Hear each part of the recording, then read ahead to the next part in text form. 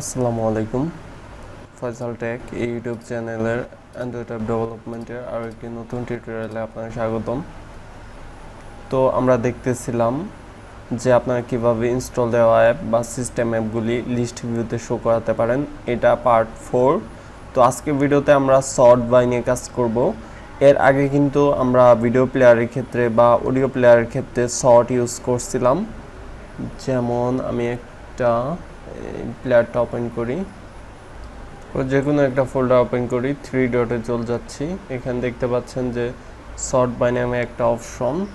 তো এটা আমরা অ্যাসেন্ডিং ডিসেন্ডিং ভাবে আমরা কিন্তু সাজিয়েছিলাম। তারপরে যে মিউজিক প্লেয়ার তৈরি করছিলাম সেটাতেও কিন্তু আমরা সর্ট বাই ইউজ করছিলাম।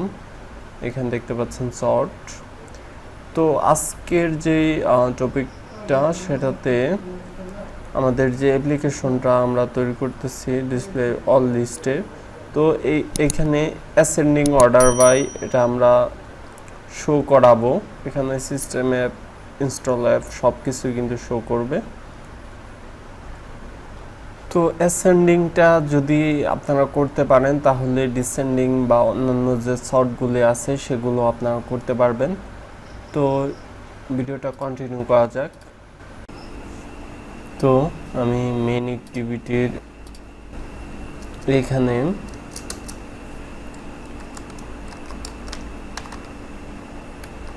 কল অপশন ডট সর্ট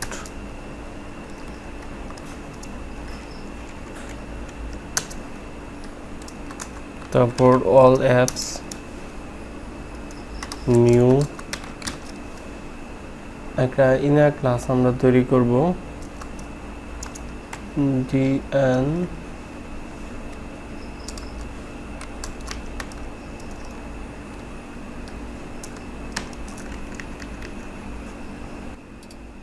তারপর ট্যাববার ক্লিক করে এখানে ইনার ক্লাস চলে যাবেন, ক্রিয়েট ইনার ক্লাস।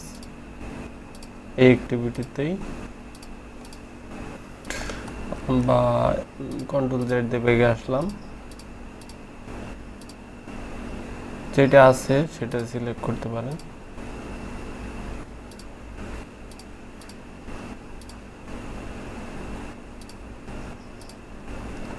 তারপর এখানে আমাদের কিছু কাস্টমাইজ করে নিতে হবে।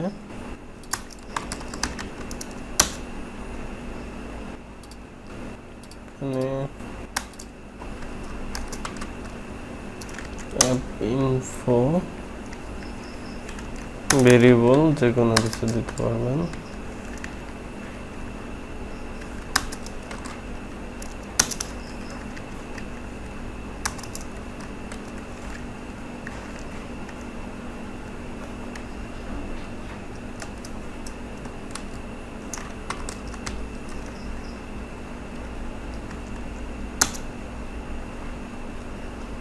তো সার্চ সিকোয়েন্সের একটা ভেরিয়েবল দিয়ে দিলাম। তারপর ইকুয়াল টু উপরে যে এটা আছে ডট আমাদের লেভেল অনুযায়ী তো আমরা সর্ট বাই করব, তাই সার্চ সিকোয়েন্স আমি ডুপ্লিকেট করে নিলাম কন্ট্রোল ডি দিয়ে। তারপর একটা ভেরিয়েবল দিয়ে দিচ্ছি এস বি, এনিথিং হতে পারে। তারপর এইখানে আমি দিয়ে দিচ্ছি এ বি, উপরের ভেরিয়েবল ডট লেভেল। তারপরে আমরা কন্ডিশন চেক করব, if as a equal control C enter দিয়ে equal a dot info dot package name close। তারপর একটা কন্ডিশন দিয়ে দিচ্ছি, if SB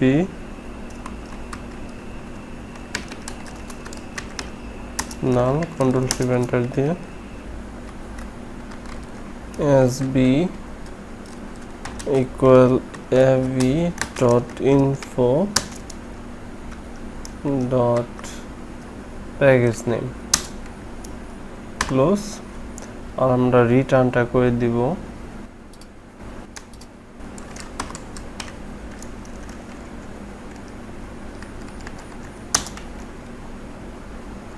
get instance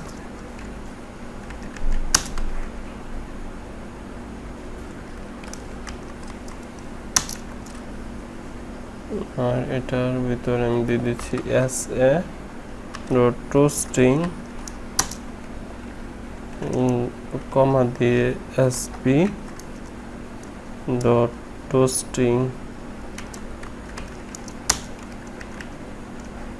তো ক্যালেটার দিয়ে তারপর get instance compare to sa to string যে এসবি টু স্ট্রিং, এখানে ভেরিয়েবল দিয়েছি sa ab, সেটা আবার sa sb তে নিয়ে নিছি।